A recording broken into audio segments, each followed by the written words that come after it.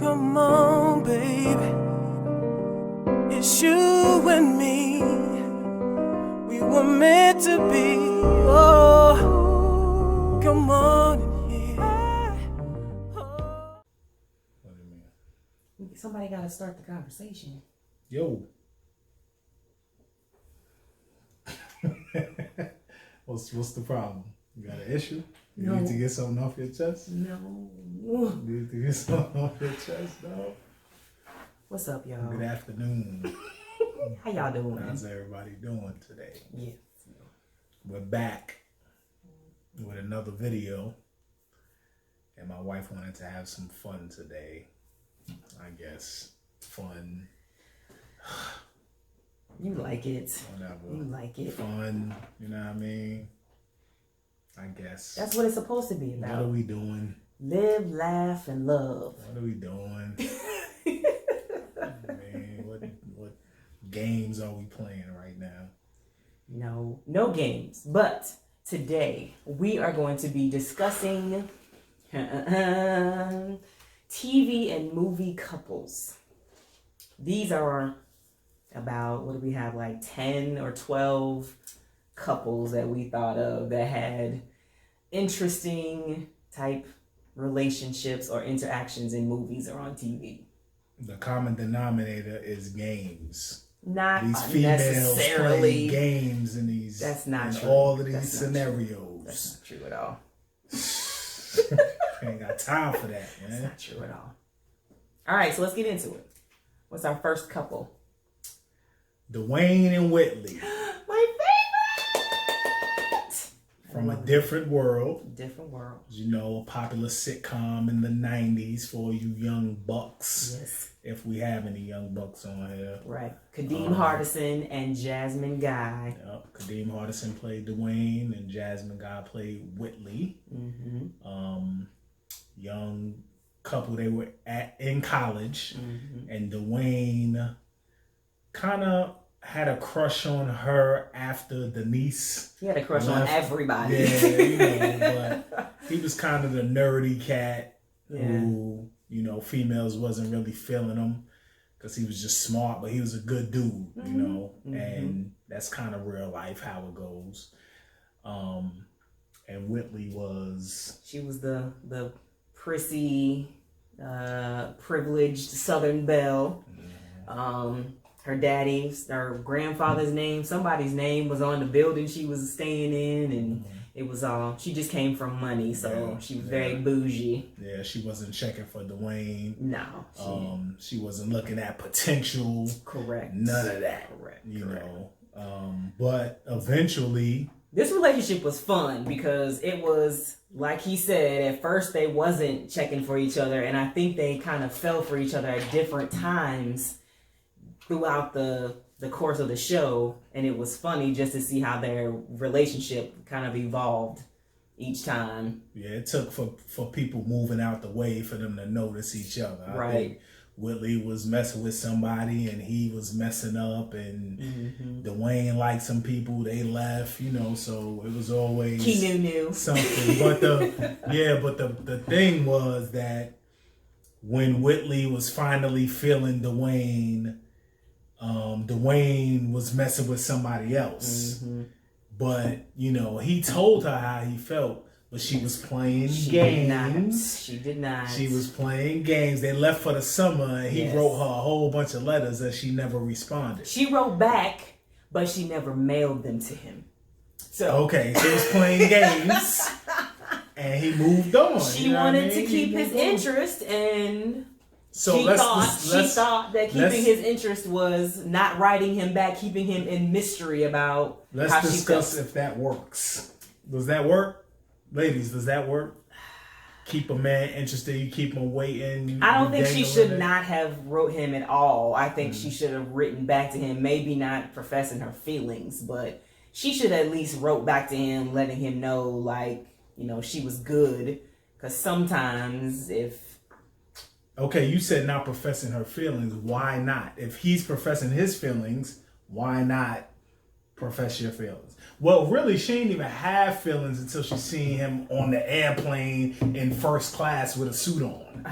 She wasn't even feeling him until then. Because he was a boy. She wanted a man. So, but she's acting like a girl. This is why this relationship is entering. We could probably spend a whole video talking about their relationship. But in the end, if y'all don't know, Dwayne crashes Whitley and the senator, I can't think of his name because he's irrelevant at this point. Byron Douglas. Crashes their wedding. Not really crashes. He was invited, but he decided not to go. But then he decides to go, and right at the part where, of course, does anyone have anything to say? Her favorite part. Oh my gosh, I love it. He doesn't say anything. He doesn't. And then and then finally, when it's time for them to say I do, he stands up and runs down the aisle and yells. If y'all have not seen that clip, I'm gonna put it in the chat section or whatever, in the comment section, because y'all have to watch it. It is such a powerful moment. Even him talking about that moment behind the scenes or later on after the show, he actually forgot his lines on that part, and he made up the last part of "Baby, please." Just to get through it, because he was like so into it, and I felt it. I feel it every time. I love it. I get chill. I'm getting chills right now. Yeah. So yes, and so she the says dynamics, yes. the joint, it was a real. I think they had a real good relationship because of the opposites. You know, they balanced each other out. Yeah, yes. He was from Brooklyn. Mm-hmm. He was from the hood a little bit, and he had more of a grasp on reality than she did. Yes. She, thought, everything was about the money and you could buy your way to everything. You ain't have to work and everything. So, they balanced each other out real well. So that was a real good relationship. I think that was an A relationship. Yes, you know what I mean? Definitely. All right, so we'll move on to what's next. Who's next? Let's do Quincy and Monica. Quincy and Monica from Love and Basketball, another popular movie in the 2000s, not in the 90s. Probably, I don't know. 2000s, played by Omar Epps as Quincy and Sanaa Lathan as Monica. On a side note, Omar Epps was the worst basketball player ever in a movie played by an actor. That's not nice. That's not nice. But this relationship evolved over time as well. This one starting from when they were kids. They were actually neighbors. They grew up next door to each other, and she went over to play basketball with him and his homies, and got a little rough. And he hit her chin or something, fouled her, and whatever. So they've been cool since they was kids. So this movie takes you through their relationship as friends through high school, and Monica's and his transition to playing basketball and then making it to the same college. Yeah, they went to the same college. Some turmoil happens in his life. Family issues. A divorce. He finds out his father's cheating on his wife. And he starts to question his father. Like, all these years, what he was telling me, was bogus. And so the key turning point in that is that he doesn't feel like Monica has his back. Right. And with his feelings, because she had a curfew or something like that. He wanted to talk to her about the situation, right? And she was like, "I gotta go because I have a curfew." He was like, "Yo, I need you here with me with this," and she was like, "I got a curfew." So he thought at the time basketball was more important, and he's like, "Yo, if basketball is the most important thing, why are you with me?" Right. And it's funny. Me and my mom's, who passed away a while ago, we used to argue about that. You know what I mean? We used to argue about that, like, for real, because I agree with him. And she was like, nah, I mean, she had to go. And I'm like, nah, there's some things, in my opinion, that's more important. You know what I mean? If I'm playing football, I'm on a football team, I'm in college, and my wife or girl at the time has a death in the family. you know what I mean? I have to go. Yeah. Like, I'm going to go. Me, personally, you know, so. And for purposes of them making a movie, Monica left and he went his separate way too. Obviously, thinking about it, he could have snuck in the dorm with her. She could have checked in, or she could have went and said, "Hey, let me go check in at least, and then I'll come back." I mean, or she could have talked to her coach. They could have worked it out or something. Like she could have, yo, coach, I have an emergency. I need to be out for a little while over curfew, an hour over curfew. Yeah. You know, but you know, for making it dramatic for the movie, that is the turning point of their relationship, and I think Quincy just starts going out and seeing some other chicks and flaunting them around. He kind of lost his way. He didn't tell Monica that they were not together anymore, which was, I thought, the issue. He just kind of started showing up with different girls, and then he was like, you know, we cool. I'm just cool with them. Aren't you cool? This is my friend. Yeah, that was kind of corny because he said something like, I took the chick to Burger King. I took these girls out so you could notice me. That's kind of that's corny. That's kind of childish. You know what I mean? He could have said how he was feeling and just let it go. But eventually they move on with their lives. They go their separate ways for a while. She goes overseas to play ball. He's in the NBA. He gets hurt, and they come back together. Yeah. And they play for their. Yeah, that was kind of corny to me, you know. He says corny because he's about to get married. So Quincy's about to get married, and Monica realizes that her heart has always been with Quincy. And he asks her the question, when did basketball stop being fun for you? Or when did you stop loving the game or something like that? And she basically said when he stopped being a part of it. Yeah. So once she realized that, which was the day before he got married, she went to the crib and it was just time. I'll play you for your heart. And he wins. He ends up winning. Right. And then he says double or nothing or something like that. Right. It was corny to me. Obviously, he was feeling her too. But again, they didn't play.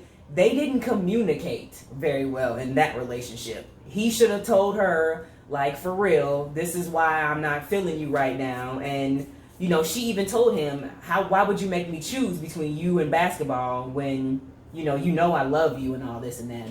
And he says you wouldn't have to have asked me to do that. Like, it would have just happened. Yeah. But I think it's just time and chance. I think at that time, they're high school kids, young college kids, a relationship. Oftentimes at that time when they were both college athletes. That's crazy, you know, mad busy. You could end up somewhere else. You just don't know. I think at that time it was just, they shouldn't have been in a relationship at that time. Because you see later on they came back together and became in a relationship. Right. So, yeah, that's it. That was cool. I give that couple about a C. You know what I mean? It was average. Right. All right, so let's skip down to some TV, another TV show. Martin and Gina. Yeah, that's my guy. Played by Martin Lawrence and Tisha Campbell. Right. You know, I want to give her flowers, man. She plays, anytime she's in a role playing a wife or mother or something, she kills it. You know what I mean? So Tisha Campbell killed it. My favorite Martin and Gina interaction. Do you know which one it is? Favorite Martin and Gina interaction. When they're in the bedroom talking, when he's trying to front in front of his friends. Oh, that's the very first episode. Is it? That's the very first episode. I don't think that's the first episode. Yeah, where he talks about her on the radio. He's talking all tough to her, and then Gina, he's like, Gina. Yeah, that's the first episode. And then he comes back and he was just I love it because he's like, that's real. Like you know. Stop playing. He was just being funny. He was just talking some stuff, and then he realized, like, okay, I took it too far. Let's go back. Yeah. But anyways, they were kind of an opposite couple too. You know what I mean? Because her parents came from money, and her pops was a chiropractor. Martin was just, you know, single moms. He worked on the radio. He wasn't making money in the beginning, but she was more down to earth, than like Whitley or whatever. She was riding for Martin from the gate. You know, it wasn't no, you know, she had her little things, but she was riding for Martin, man. And Martin always was riding for her. They went through the progression of their, too. you know, I'll marry you. You know, she was, we've been together for a month. He says this all the time. I'll marry you. I mean, damn. Are you happy now? Right. You know So they go through their whole court process, and Martin says what a lot of men say. I feel like I want everything to be together. I want us to be in a certain place so I can propose to you. Yeah. But women don't always want that. We want you a lot of times right where you are. See, that's said.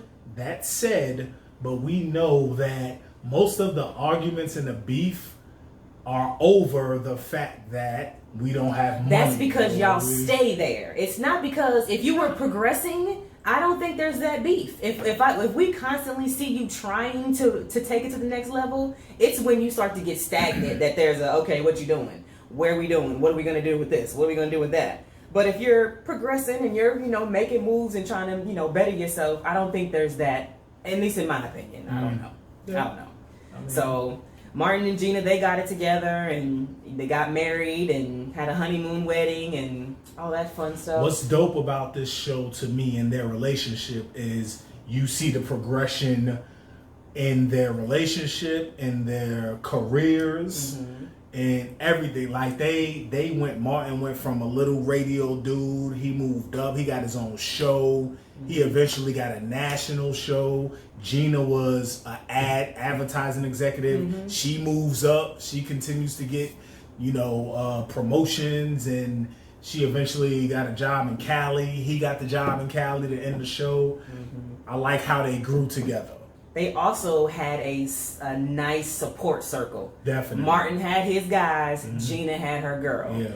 If the beef between Gina and Pam was that she, Pam never had a man and whatever, but she was always there for Gina, and Facts. Of course I'm sure she was there for Pam when Pam needed it or whatever. Facts. But having that small circle around you, like we talked about the before. voices of reason. Like Tommy was the voice of reason for Martin. Yeah. Cole was just like, yo, that was Martin. Man, he was the ride or die, but he was just like, yo, let's do it. But Tommy was the voice of reason. Like he brought, and Pam for Gina. So yeah, that was dope. That A plus relationship. Right. For me. Yeah. All right, so this next couple, this movie has been coming on like so many times, and it's just it bothers me. Oh, I know what I wanted to add: the Denzel movie. Out of time, we wanted to add that couple. That was, and I just thought of another one. But anyways, two can play that game.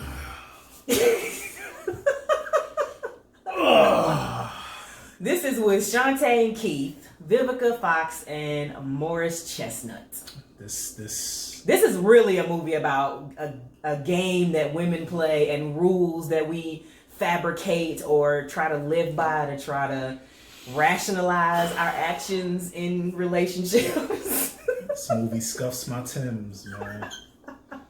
It's ridiculous, man. So in this one, Shantae is with her girlfriends, and all of her other girlfriends have drama with a men, and she's the only one that she's the expert. She's the expert, and she seems to have everything together, all the answers, and her man is the best one out of all of them.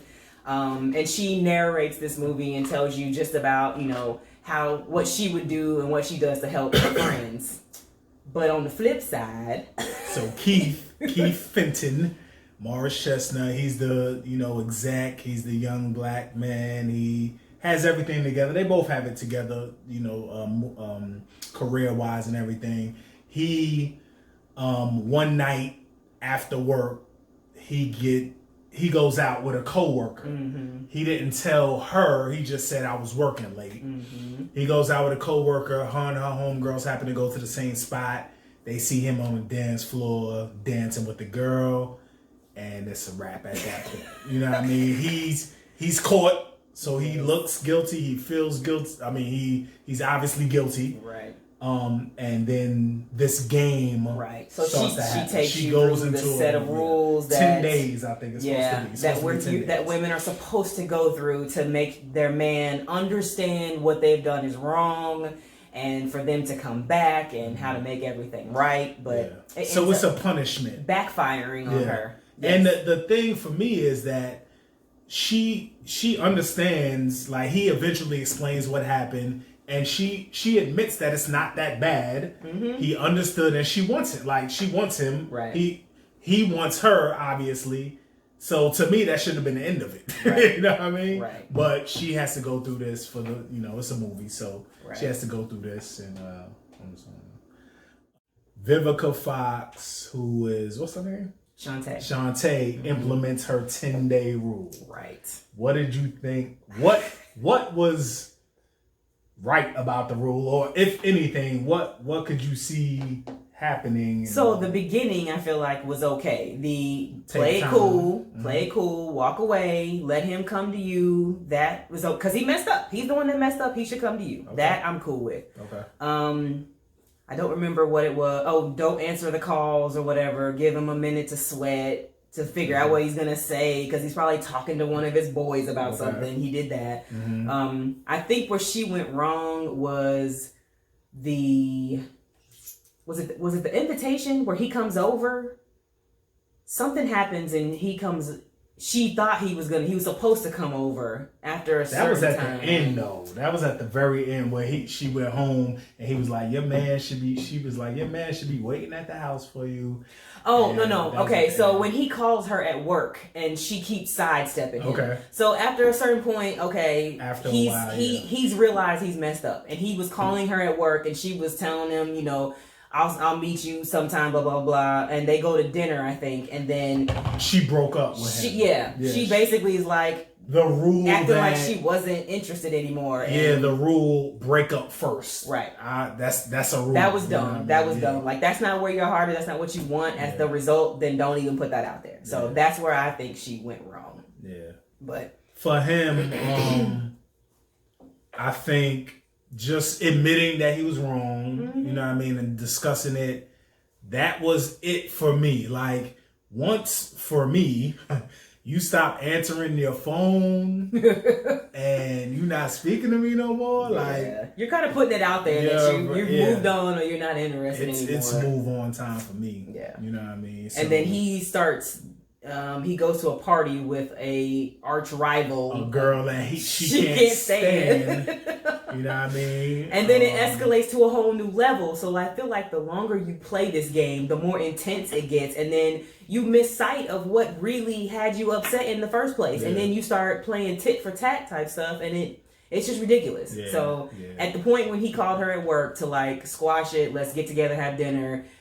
It should have been the end of it. Yeah, she was cold for too long. Yes. Like, what lesson are you trying to prove, or what are you trying to prove at this point? You know what I mean? He knows, and she admits throughout the whole thing that he's not a bad dude. Right. Like, she knows that. Yeah. And he wasn't. Like, he ain't even boned nobody else. Like, kudos to him.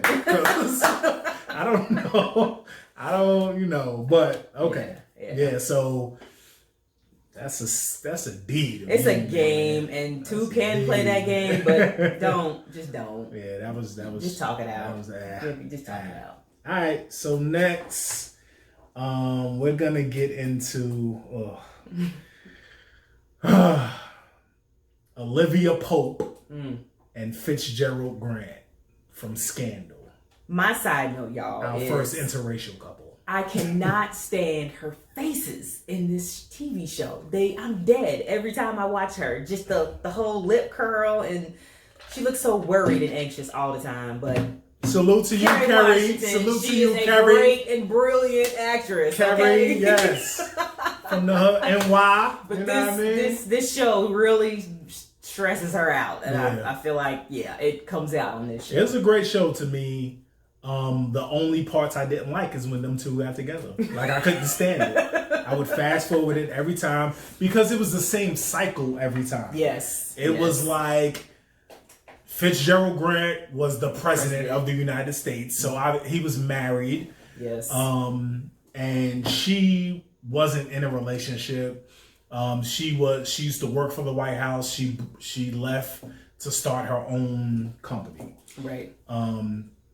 But every time they got together, it was the same. They had a lot of lust and passion in their relationship. And I think it just kind of boiled over and it melted the left sides of their brains because they were just, at first they were like very cautious about where they would be seen together in the White House. Like in the Oval Office, there's like a certain camera right in front of, and she would always make sure to stay back from here. And then all of a sudden all bets were off and they're doing it on the desk and stuff. So there was some things that led to Fitz not feeling his wife anymore. She did some foul things to get him in office, but they all did. Yes, you know what I mean? It was just, it's the White House, it's Washington, so it was all foul. But it was passionate, I guess. That's all it was. It was lust to me. That's all it was. They would always argue and beef, and she would be like, "I'm not messing with you no more," blah, blah, blah. And then when they see each other, she would have this weak fit, and I believe it was like a power thing for the both of them because he was the president and she was a high level, not an attorney, but she was a fixer of some sort that had all these connections. So she was a powerful woman in her own right. And then the two of them together was just like fireworks of some sort. So you think for him it was power? Because I know definitely for her yes. She liked power. Because she liked the power of being able to control him. He's the highest power in the United States. Right. She was a woman. That's it. or it could be that she wasn't the everyday woman that he could just get at any point. You know what I mean? She actually caused some resistance for him. Yes. She was, and there was secrecy in the beginning because they were, that's when people are cheating. They're excited and it's seclusive and elusive, and then once you fall head over heels into it, then you just don't care. You just out in public with the person, and then it starts to get ugly. So So it was. I love the show, but if y'all have not watched that series, Scandal, you definitely, is that a Shonda? Is that her name? Yeah. Shonda Rhimes. Great. Yeah. She's a great writer. I Get Away with Murder and Scandal. So I get that couple about a C, man. Come on. That's just because you didn't like them together. All right, so our next couple is we go into The Game. This one was followed the football career of Derwin Davis, I think was his name. Derwin Davis. Derwin Davis. Pooch and his girlfriend Melanie Barnett, who was attempting to go to medical school and follow her man in his dreams of being an NFL or whatever league this was, football player. It was the NFL? Yeah. Okay. Tia Mowry. So this one it takes them also through the football side of being the girlfriend who's not really anything important because she joins the Sunbeams, which is the wives club of the for the team, and there's a couple references to why girlfriends aren't anybody until they get pregnant or something. So get the ring. Get the ring. So she obviously escalates to fiance, and then over a course of seasons, they finally get married. Yeah, and it was another, started from the bottom, moved up as Derwin got more popular. Things started to unravel. He started messing with other females, getting more in the line. He started feeling himself. That's what it was. He was humble when he first came through. But as he started to get more success, they started winning championships. He started feeling himself. And I think the relationship didn't start off that great anyways because Melanie wanted to go to Johns Hopkins to finish her medical career. But she stopped. She put that on hold to go follow him. And she would always throw that in his face. Yes, too. so she was very resentful in the beginning no matter what, although she claimed that she was super supportive about his career and, being there for him to support him. But in the back of her mind, I think she always knew she didn't want to just be Derwin's wife or girlfriend or fiance or whatever. She wanted to be Dr. Melanie Barnett. And that's fine. You know what I mean? That's fine as long as that's discussed and that's known out the gate, right? And she could have did it. There were some things that she did differently that may have prevented her from actually doing that. Like she could have did that, but I think it took a turn for the worse with Drew Sidora He was in a music video. Didn't tell her about it. Right, but they were supposed to celebrate somewhere, and he asked her to come to fly out, and she didn't.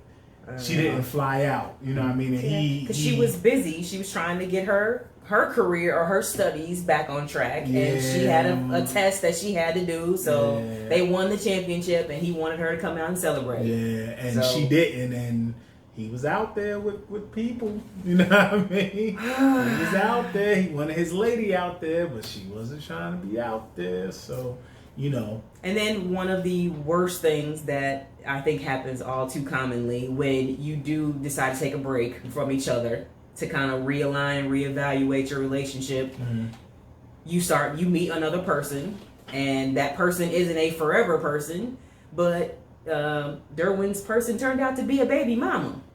So, Melanie was seeing her, she was trying to get help to keep her, sustain her life because she didn't have anything with Derwin, and I can't remember the dude that she had help her. The other teammate, player. other teammate, which was not good because him and Derwin had some beef or whatever. But she did what she needed to do to try to survive. I mean, she ended up having to get a job and work as a waitress or something. To bone him. That wasn't a survival tactic. You know what I mean? But yeah. So on the flip side, she's doing that, and then Derwin's on the met this other female and got her pregnant. So now you got to live with. You still want to move forward, but now you got to move forward with a baby mama and a baby, and I think Melanie at the time, more than wanting to be with Derwin, I think she didn't want to lose.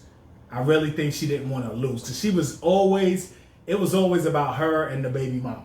You know what I mean? Like it was always something about the baby mama. I wanted to be the first, and it was always about the baby mama, and she swabbed the kid. Oh man. Yeah. She was out. She was off. So there was a scene where she wanted to prove the paternity of Derwin's son, and there was actually, y'all have to watch the whole season or whatever, but it was a mix up and it made her look very, very bad, and it was not a good look. But that's hard. That's hard when you're trying to, when you can reconcile and you want to try to move forward, but now there's three of you that you have to try to navigate with. And for her, she ended up not being able to have children, so that was a struggle. So in his, like he was saying, she wanted to have Derwin's child, but she was having a hard time. So that put her in her feelings. And I mean, that would any woman that I can't have a kid, but you can, and you went and did it outside of me. And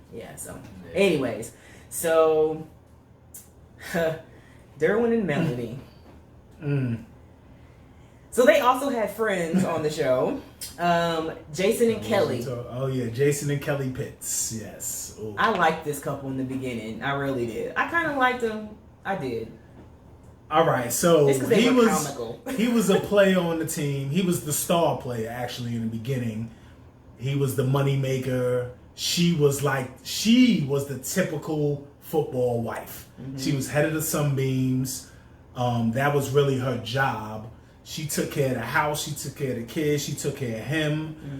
Mm-hmm. The issue was he was frugal with his money, and more importantly, he just didn't really look out for her financially and security wise for real. Like he provided, he made the living. Of course, he brought home the bacon, but he just didn't make her feel comfortable or secure. Like he just kept preparing for the future, but the future was always tomorrow, and what can we do today? How can we enjoy our life today? And I think he just wanted to be comfortable and not live extravagantly, and he never wanted to go back to being broke. He grew up broke, you know what I mean? He never wanted to go back to it, which I understand that, but he just was, it was ridiculously frugal. Like, she would ask for money for the kid's birthday, and he was like, nah, it was like ridiculous. It was ridiculously frugal. Saving the condiments type ridiculous. But she ended up leaving him, and she didn't turn back for real. She was out. She had some money. I think she had some money saved, and that was another thing. Like, he was like, you're stealing from me, you know. So that actually, that couple to me was more real and she did her part. She handled her business in supporting him and the household and the family. And in return, she would complain about having to wear a knockoff bag. Yeah. So, she couldn't even get a real designer bag. He didn't do his part in taking care of her. Right. He had to, of course, he provided a roof over her head and all of that, but he didn't really take care of her like that. You know what I mean? So, so I give Melanie and Derwin about a C. Oh my gosh. And the Pittses, I give about a C plus, B. You know what I mean? B minus. I can't wait to see your A couple, if there is one. It one. was different. Ooh. Dwayne and Willie was an A. Martin and Gina was an A. Oh, okay. Yeah. Okay. All right, so we're gonna move on real quick to Insecure. Insecure, one of my favorite shows, man. Issa Rae, Lawrence, Jay Ellis. Played by Jay Ellis, man. This is one of my favorite shows. Issa Rae is a beast out here. She's doing her thing. Y'all haven't seen this one. It is hilarious. Especially her rapping scenes. She's so ridiculous. In the mirror, man. Yes. And it's a dope, that couple is a dope couple. I think they, Lawrence is kind of squarish. He's a little bit of a square. And it's a real relationship too. Like facts. In the beginning. Yeah.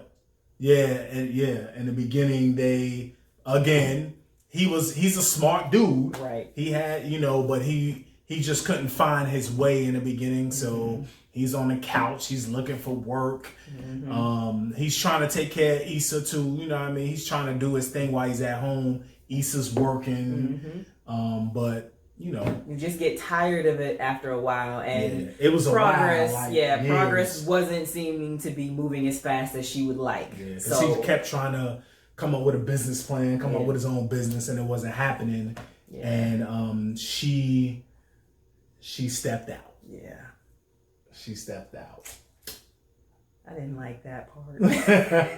She stepped out, you know what I mean? And she instantly regretted it. She did. So that was the bad thing of I don't know why. If you don't want to do it, then don't do it. But anyway, so she did it and it happened, and she was very remorseful, and when he found out about it. Yeah, the part of the issue was the dude that she stepped out with was a friend, a longtime friend, and he kept on being around. So Lawrence, like I said, he's a smart dude. He's a tech dude. He put 2 and 2 together and figured it out. And he bounced, as he should. You know what I mean? He bounced, but he got himself together. And sometimes it may take that, I guess. He got out the situation and got himself together. Yeah. And moving forward, they separated. They was doing their thing. But moving forward, going into last season, they started picking back up. They're both doing their thing. They're in a better place, and they started talking, and then boom, another one, and another one. Yeah, I can't believe this one. So Lawrence was, messing with a female. Him and Issa wasn't together. Right. Messing with a female. He's about to break up with the female because he wants to be with Issa. Yeah. Like they getting their thing back on. Female pregnant. You know what I mean? He shot the club up. He shot the club up, man. You know what I mean? So it's hard, trying to come back. I was in a situation like that where, the guy that I was with or I was talking to did the same thing. And you love them enough to want to try to make that work, but now you have a whole different set of water that you have to navigate through, and how do you feel and what do you do? And now, like you said before, you're not the first, you're not his first. The child now takes precedent over you. And I think even on the game, the baby came on their wedding day, on Derwin and Melanie's wedding day. Yeah, he had to go. And he had to leave. She told him to leave, and they ended up getting married in the chapel at the hospital. But therein lies, you're always going to be second to this child. So we're going to see how Issa navigates this with. That's how the season ended last with that news. Yeah. And one thing that happened was Lawrence was saying he don't want to be involved. And Issa like, what type of nigga is you? You know what I mean? Like, I don't even want to be with you if you don't want to be involved. That's crazy. So we gonna see. I can't wait for the season to start, so we can see how that turned out. But I love this couple. I always wanted them to be together. You know what I mean? Would you give this couple? Yeah, that's an A. They A couple, man. A couple. Definitely. They definitely A couple, man. Right. Yeah. And Issa's so cool. Yeah. Right. It's an A couple. All right, so our last movie, actually TV show, is Blackish. And yes, the married couple of Dre and Bo. Rainbow. Mm-hmm. Navigating family life and in-laws living with them and careers and racism and everything in this show. We got Dre played by Anthony Anderson and Rainbow played by Tracy Ellis Ross. Right. Yes. Yeah. I just started watching Blackish, so I've seen episodes here and there previously, but now just kind of going through the series.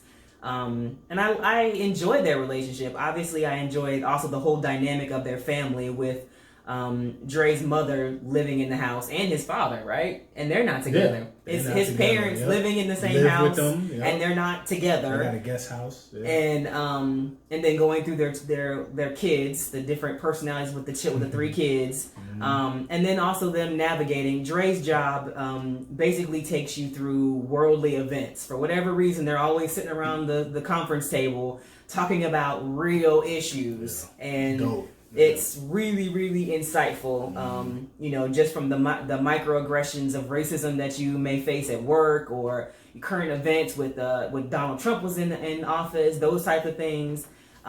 Really good narrative. I like that. But Dre and Bo's relationship is kind of like, I feel like kind of how me and you are too. Mm-hmm. It's like I'm the not prissy, but I'm naive in a sort of sense of some things. Came from the little, just a little bubble, you know what I mean? Like and Dre's more cultured about some things. But although I did just watch an episode about him going to the hood for the first time in a while, that one was really funny too. But yeah, so their relationship is also, they navigate through all of those, and then they start having issues of their own. And I don't know. They moved out. Dre moved out for a minute. Yeah. Actually. Yeah, that's crazy. I want to shout out the kids for Quentin and Asia put me on the Blackish a while ago. Okay. You don't watch Blackish?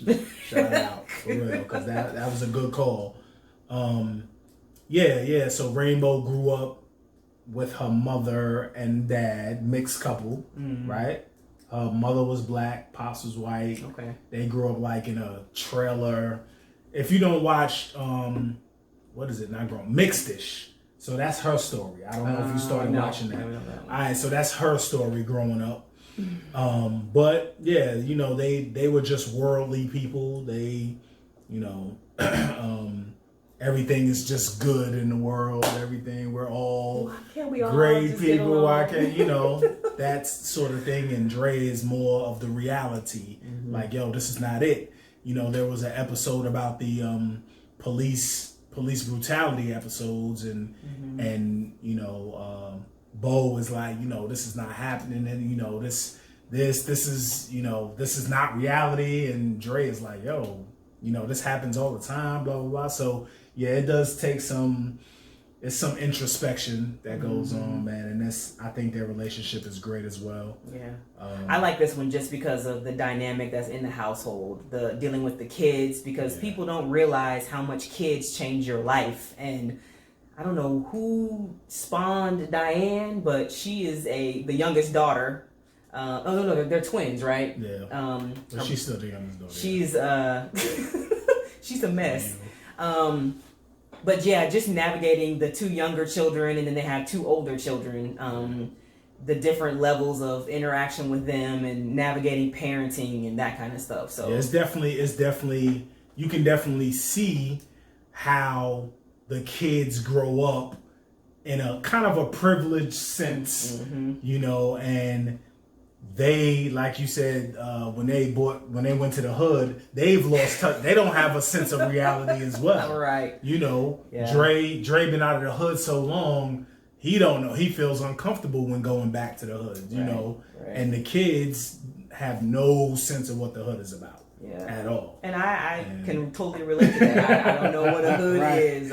Right. And but that's the goal of of parents now, right? As parents, we don't want our kids to grow up in a hood. We don't want that. No. You know, we want them to grow up better, having more things and growing up better than we did. Right. You know, with more access to things, and you know, but it's dope. Yeah. You know, watching them trying to navigate that. So, yeah, man. That was all of our couples. Good. We omitted some. We ain't go front, you know, but for the sake of time. But you know, just if you haven't watched some of those things, you know, and you interested, you should go watch some of those shows and see how those couples how you may relate to those couples. That's what we do a lot of times. It's always like, oh, I can see that. They mirror, or you know, we kind of mirror their relationships, and you can kind of learn how they navigated through certain things too. Mm-hmm. That helps. Yeah, definitely. Yeah. Like, subscribe, comment, everything that he said. Yeah. So we'll be back at you. We appreciate you watching. Yes. All right, take Have care. A great day.